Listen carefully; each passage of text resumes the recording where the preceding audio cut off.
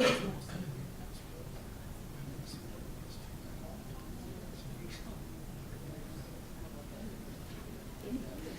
good afternoon. My name is Karen Tremblay. I'll try, thank you. My name is Karen Tremblay, and I'm the Northeast Regional Manager for Compart, North America. I am not John Lynch. If anyone has heard the weather report, there were gales blowing off the coast, which American Airlines decided was not safe to fly. So, John Lynch is in Connecticut. I'm equipped with his speaker notes and some knowledge of the subject that we're talking about today, which is managing the transition, its legacy advanced function presentation, or AFP, of course, to PDF UA, and why we should do that. And there are some reasons for that. So before we get started, I'm just wondering how many folks use AFP? A few? Okay, great. Very good. All right. So why should a company have two? Why should a company have two print streams, PDF and AFP?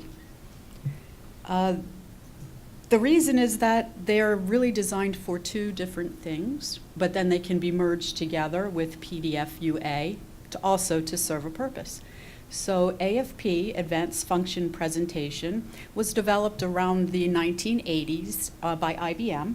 It's now an open source solution that is governed by the AFP Consortium. That's where the specs and everything are built. So we'll get into that a little bit deeper in a bit. AFP, the print stream is in the public domain, and the purpose was to drive the high-speed printing. PDF was built for digitally portable documents. They also can be used, the PDF format, for driving high-speed printers, but it's much, much slower. So again, there are just two reasons. So let's get into some of the standards.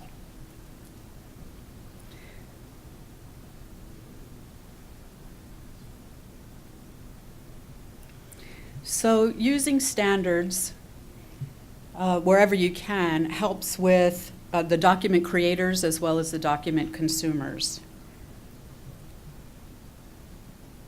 The standards in general give structure to documents.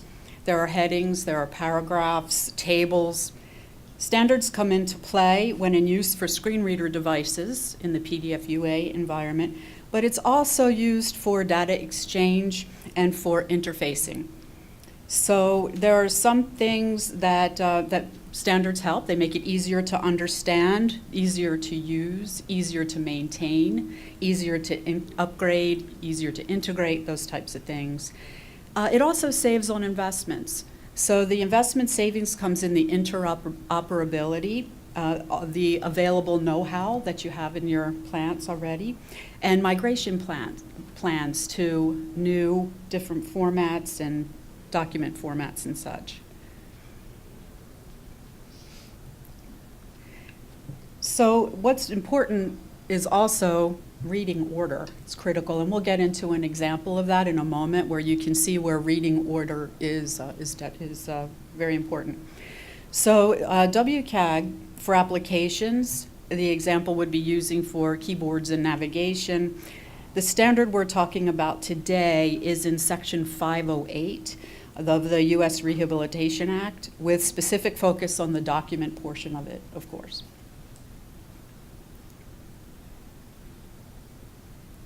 So a standard for AFP UA is going to be critical. The background for our use case is that a high-volume print shop has embraced the AFP stream for whatever reason. This could be for the acquisition of some high-speed printers. It could be application-specific. It could be software, lots of different reasons. Or AFP could be chosen as a multi-platform, hardware-independent stream that would feed multiple devices. So we hear a lot about omni-channel, multiple channel output, and those types of things. Along the way, the decision is made that the streams they send via print must also be composed and distributed by PDF UA, or user accessibility. For government agencies, This will be a compliance issue. And for documents that are being distributed and made available to citizens, the requirement is that they be able to consume those documents. With this in mind, the AFP Consortium looked to create an AFP stream that would be able to carry the necessary constructs to enable UA formatting, tagging, and objects. There is an ISO standard, which is 14289, that addresses the items of this specification. So let's look at where the AFP Consortium is with this right now.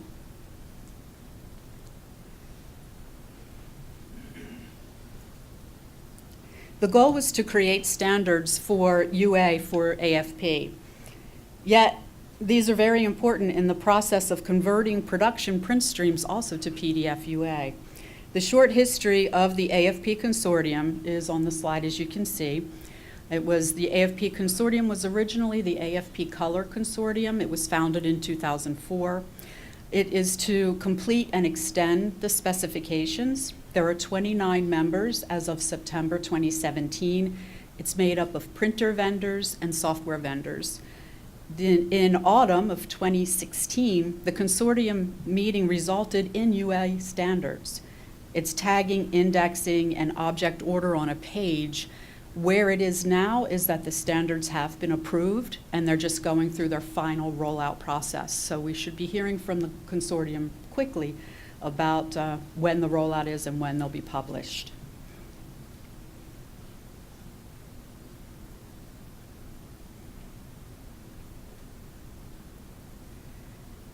So where are we currently?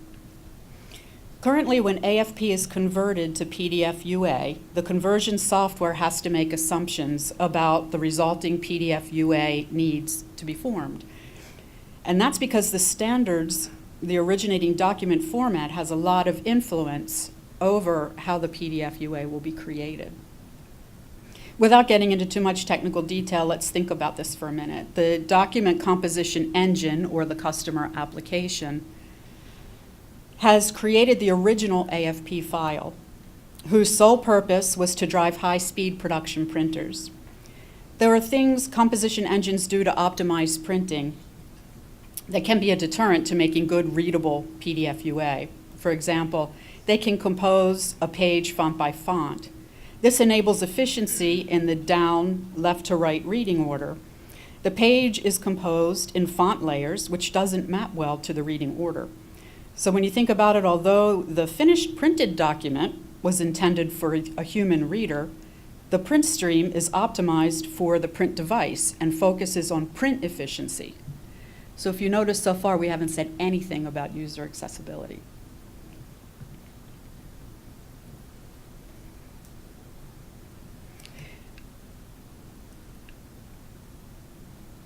So returning to the AFP Consortium and the creation of standards. So meetings were held in a two-phased approach, and it was agreed upon for achieving the standard.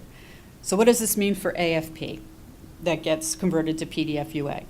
It means the conversion process can now put in predictable logic into their software rather than guess on what they received as input when going from tagged AFP UA to PDF UA.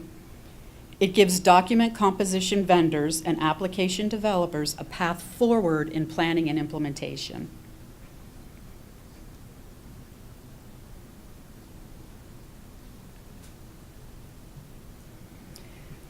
So now we can envision the conversion once the AFP UA standards are implemented.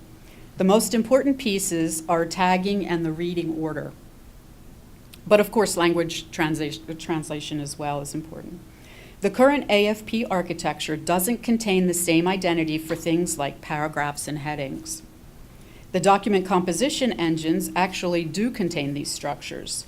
For the document composition engines to add these structures to AFP should be relatively easy, especially if they are already used in the creation of PDF UA already.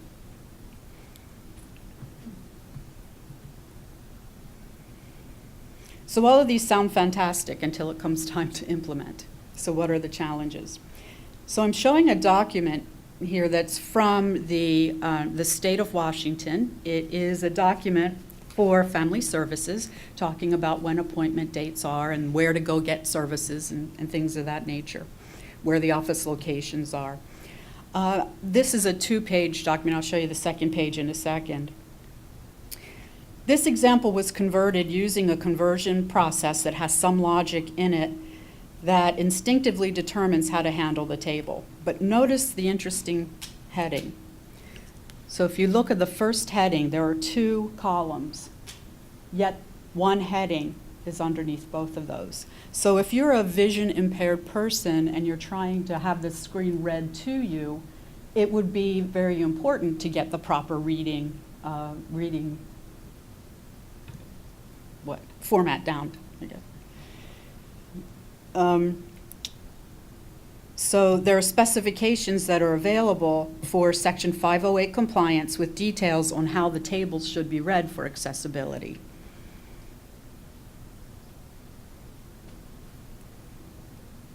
I'll show you the second page. Okay. So going back to the original question, why stay with AFP as the origination stream and convert to PDF UA, excuse me. Once the decision has been made to go with AFP UA and the standards of AFP UA are implemented, it's easy to go from AFP to PDF depending on the desired output channel, and it gives you a lot more flexibility.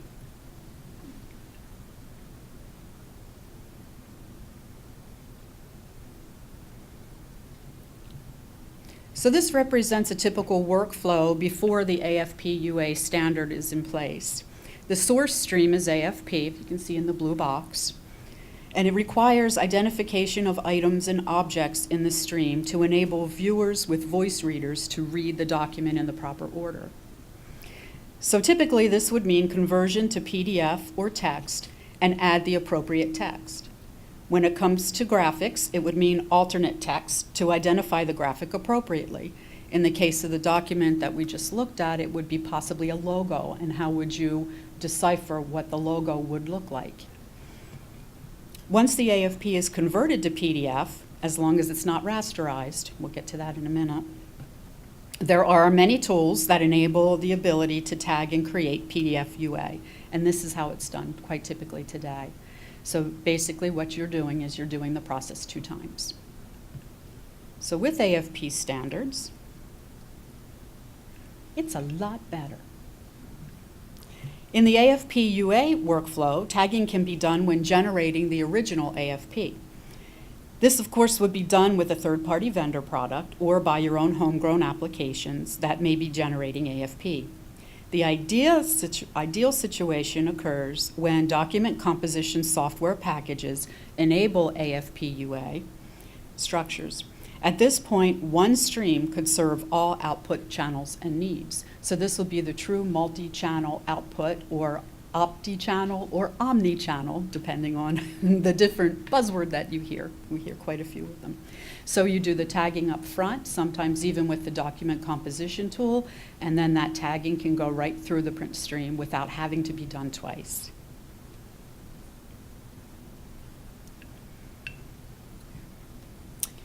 The PDF UA users, the story can end right here. But for the software products, print servers, etc., that consume AFP, there are changes required. Now that the standards are set, what has to happen on the output side? Minimally, printer servers should bypass the new AFP structures. Print modification software packages should, first, bypass the new structures. And second, provide the ability to add them to the AFP print stream later. The biggest burden on the adoption of AFP UA is going to be placed on the viewers and the archive and retrieval processes and software solutions. So, conclusion. So the fundamental questions become, do we do this? When do we do this? Why do we do this? And do we need to do this? Most print servers can take PDF UA directly, although not optimized for printing, as we mentioned in the beginning. This would be a case for skipping the AFP UA process altogether. You wouldn't need it. If you have AFP, you can take the do-nothing strategy and wait for vendor software to do a better job of converting to PDF UA. That's coming. Keep in contact with your software and hardware vendors to see where they are and if there is a plan for this type of adoption. And if you have technology or an architecture plan, does this fit? Do you have the resources you'll need to achieve a solution? Here are some important links, and I think everyone will get a copy of this presentation. So the links, of course, the PDF Association, which you're very familiar with. There is WCAG. It's the listing is there. Information on Section 508 is in this link. PDF UA, information on PDF UA. And then the one that's near and dear to my heart is the AFP Consortium, and that's www.afpcinc.org. So, again, my apologies for reading some of the slides to you with John not being here, so sorry about that. If anyone has any questions, I'll try to field them, or we can certainly get them over to John, and he'll answer them happily. Yes? Was the AFP-UA structure written in concert with the PDF-UA? No. Or it's two separate organizations? Two separate organizations, But two at some separate point they had standards. to agree on what the tagging structure was going to look like. That's correct. And the AFP Consortium has worked with that, and their specifications will be published rather soon. They have been approved. So the PDF-UA is like the basis of what the AFP Consortium worked on? I know you That's hear politics. that, right? I think it's fair to say it was the target. Okay. So if the target was PDF UA conversion, the AFP UA specification, with which I'm also somewhat familiar, has as its key objective to make it possible to convert AFP UA to PDF UA. So they're exceptionally complementary, and that's by design. And it's not a question of competition at all. No, they're two different purposes. Yeah. But if you were looking, as you just said, if you're working to a guideline of the PDF-UA infrastructure of the AFP-UA, you'll get to the. They're parallel. They meet. Yes. So any accessible outcome in a PDF UA document could also be structured in an AFP UA document and then reliably converted to a PDF UA with one-to-one correspondence. Great question. Good question. Yep. Any other questions? Well, I thank you very much for bearing with me. I appreciate that. And there, again, is information on the presentation, and Compart's happy to answer any questions and so forth that you might have. Just send us a note. And I thank you.